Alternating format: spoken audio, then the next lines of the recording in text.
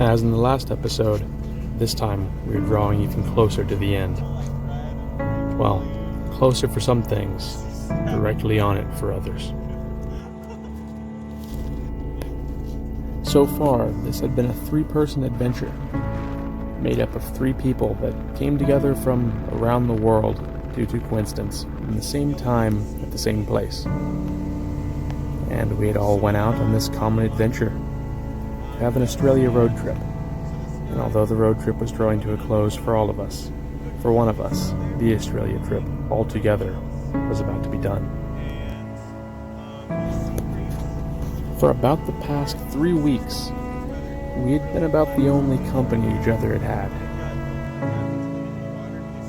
From Martin, I've gained greater knowledge of locations and tactics for finding Australian reptiles, directly from a local.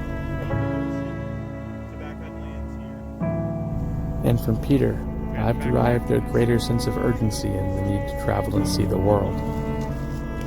I've got the bug now, ever since he drugged me off through Bali, and through it every day on a desperate death march to get as much in as we possibly could in our meager 3 days there.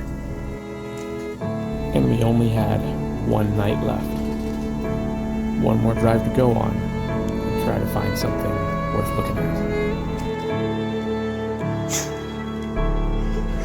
True. I had finally gotten right and properly fed up with the weather and how it was treating us. It was getting very hot. We were developing heat rashes everywhere, at least I was. So finally, at a breaking point, decided, guys, I'm getting us a hotel. And it gave us a better experience near the end anyway, and some good last nights. Looking out the window here, you could see that the wet season was really upon us and we were getting lots of water coming down. So, we were in decent spirits about what may be out this evening. And while everybody else was trying to plan what we're going to do and how we're going to deal with it, well, I was here getting B-roll. Priorities. Seeing as we weren't very properly equipped to deal with this weather, we first removed a bunch of things off the Land Cruiser to get them inside where they'd be safer from this rain. Then settled in, relaxed, and got ready for this last night. We had one more very wet chance at a good find. Looking for stuff in the rain has a lot of ups and downs. It's pretty good because it's a very different environment to normal, and it can stimulate a lot of things to change their behavior patterns or fill in their burrows and get them to come out. But you still never really know what you're going to find. It can be just too wet, cold for a lot of reptiles to be out or anything else. You often do find lots of amphibians though. So that's nice, but around here that also comes with just being like, oh, that sucks, a bunch of cane toads. Tonight though, we had some success. This is a brown tree snake, or Bioga irregularis. These guys are actually some pretty cool snakes, and one of my favorites. I actually made a video on them, going off in detail rambling about them. A bit more than I should have without the best angles or anything. That will need a revisit. But at any rate, they're often underappreciated as a find because of how common they are. But I still think they're pretty cool. They oftentimes have very vibrant colors and also quite vibrant attitudes to go along with it, as you can see here. Keep an eye on Martin's hand. You can see right here that he's just received a bite. I'll be playing it back again in slow motion. These are venomous snakes, but their venom is not that strong, and they're rear-fanged, so they really have to chew to deliver very much venom. So you're generally relatively safe with it.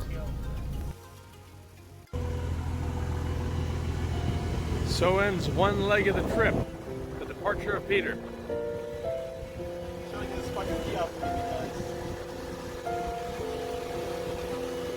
While Peter messes around with retrieving the key from his keyring, Martin helpfully retrieves a trolley for us, only to find that, well, the cage is locked. It needs a key.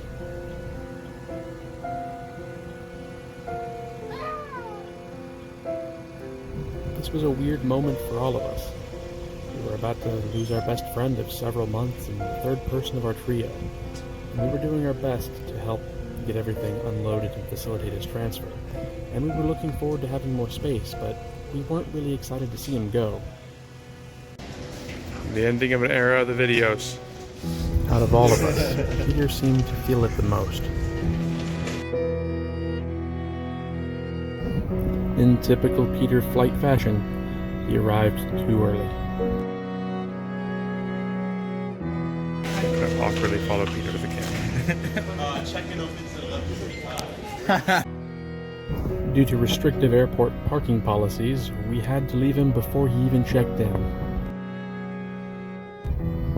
It's been quite the ride, and though our shoulders greatly welcome the newfound space inside the cab of the cruiser, you've been missed ever since, and I just hope you've had as good of a time herping back in the States as you did over here with us.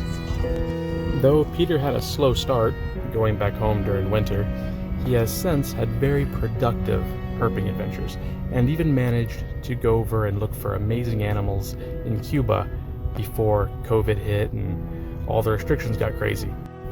You really should go check out Peter Crawford on Instagram, @PeteCraw. He's always posting all kinds of cool things from all the adventures he takes around the world. If you think half the stuff you see me doing on here is any good, you should see what he manages to do with all the different trips he gets to go on. And he's currently on a North American herping trip, so stay posted for that. We still think of you every time we go on a camping trip, and you'd probably be surprised just how often you come up in conversation.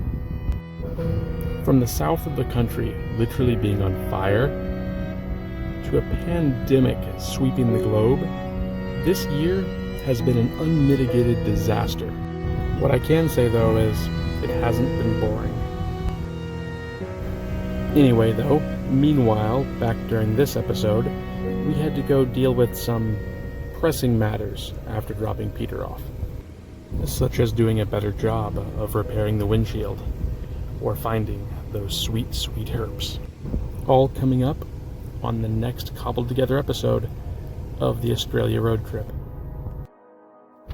For this episode, I knew I had to include Peter leaving, and I wasn't sure how big of a part of the episode to make it. But then I decided to just lean into it really hard, look for some sad music, and see if I can make an episode that actually carries one strong theme throughout. Let me know what you think about it. Well, goodbye till next time, and as always, thanks for watching.